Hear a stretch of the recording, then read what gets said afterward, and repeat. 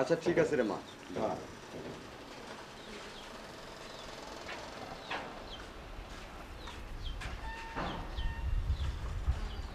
মুন্না, তুই কোথায় রে বাবা? আয় তো একটু তাড়াতাড়ি আয়।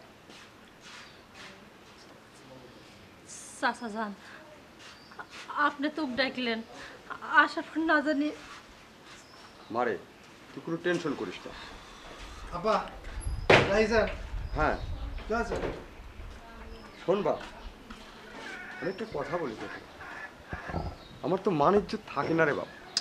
কোন শালা কি কয়েছে?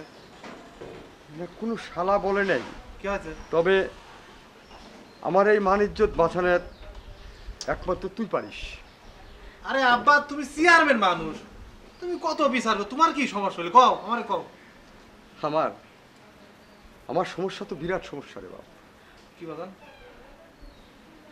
এই দেখ, এই মেয়েটা, হুম, এই মেয়েটার কি অবস্থা তুই করছিস? কাজ কাম যদি না পারে বাইতেন বাই করে দাও, দরকার কি? তুই বললি আর বাই করে দিলাম? হ্যাঁ, এর অবস্থাটা দেখ।